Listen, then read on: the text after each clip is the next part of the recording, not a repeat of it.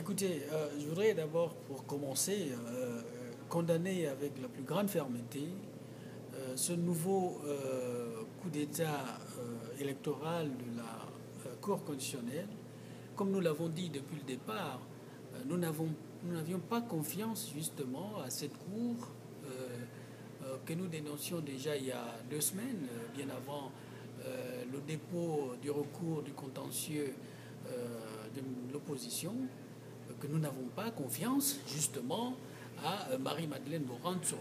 Donc nous avons même d'ailleurs exigé que les conseillers de la Cour constitutionnelle soient renouvelés parce que nous savons aussi que les dispositions de l'article 89 de la Constitution nous dit que Madame Moranço, qui a déjà 23 ans de fonction au sein de cette Cour, est à la tête de cette institution de manière illégale. Donc je pense que là encore, en voulant rester légaliste, en respectant des institutions qui n'ont pas du tout, qui ne jouent pas du tout leur rôle, parce que nous savons aussi que ces institutions sont prises en otage par le pouvoir en place, mais nous disons que le peuple gabonais s'est prononcé en faveur de l'alternance. Il a choisi donc son candidat, qui est la personne de M. Jean-Ping. Nous n'allons pas arrêter de nous mobiliser et nous disons, pour reprendre ici ce qu'a dit le candidat justement de l'alternance, 2016 ne sera pas 2009. Alors j'appelle les Gabonais à se mobiliser davantage et aussi je voudrais aussi dénoncer la déclaration de M. Boukoubi, qui est le responsable du PDG, qui a accusé justement l'Union européenne, mais il avait oublié, lui d'ailleurs, qu'en 2009, la France, par le canal de M. Sarkozy, avait donc déclaré Ali Bongo vainqueur de cette élection de 2009, pendant que le dépouillement se passait encore dans les urnes au Gabon.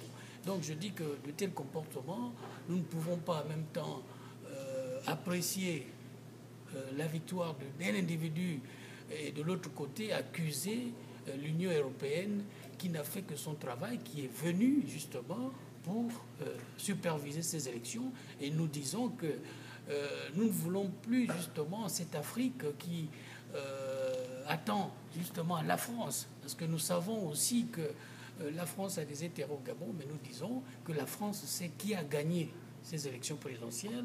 Il est aberrant d'entendre des responsables politiques français venir parler de Cour constitutionnelle quand ils savent pertinemment que la dame qui est assise sur cette institution est bien la mère d'Ali Bongo, qui a fait 2 enfants avec l'ancien dictateur Omar Bongo Liba. Alors nous disons que si la France n'a pas compris qu'il faut rentrer dans ce 21e siècle avec l'Afrique, alors nous disons que ce n'est pas du tout intéressant, parce que nous pensons qu'il est temps pour la France d'aller sur la base d'une relation mutuelle de coopération gagnant-gagnant entre les États africains et la France. Alors nous regrettons un peu justement, comme venait de dire M. Raphaël Badinga, une telle déclaration du ministre des Affaires étrangères qui parle de la Cour constitutionnelle, mais qu'il sache aussi, ce n'est pas d'ailleurs à moi de le lui rappeler,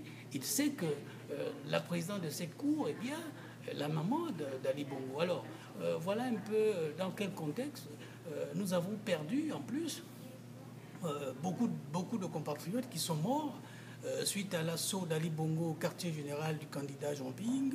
Alors nous n'allons pas simplement croiser les bras pour dire bon, il a tué des gens, il a versé le sang des Gabonais, et que nous allons attendre 7 ans pour qu'il revienne avec la même stratégie, tuer les Gabonais, intimider les Gabonais, et puis après s'asseoir au pouvoir. Nous disons non.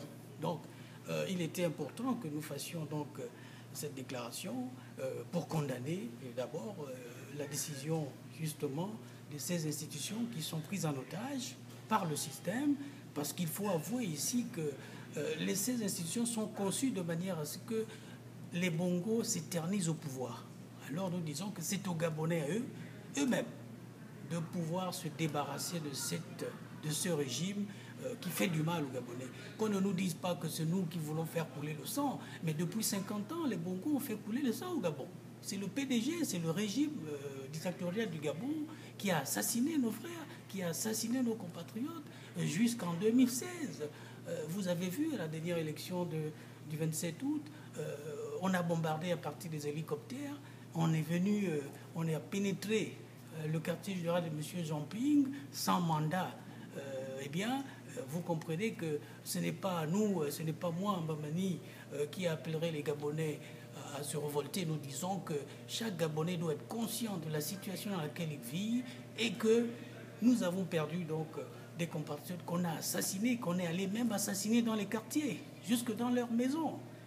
Comment allons-nous donc, dans ce contexte, accepter une telle barbarie, une telle violence de la part d'un régime qui utilise les moyens de l'État pour assassiner les compatriotes? Alors nous disons non, le peuple s'est prononcé, il a voté un candidat et nous pensons que la victoire doit revenir à M. Jean-Ping qui doit présider désormais aux destinées de la nation. Alors voilà un peu ce que j'avais à dire. J'invite donc les Gabonais à se mobiliser davantage pour que le pouvoir revienne à M. Jean-Ping. Merci.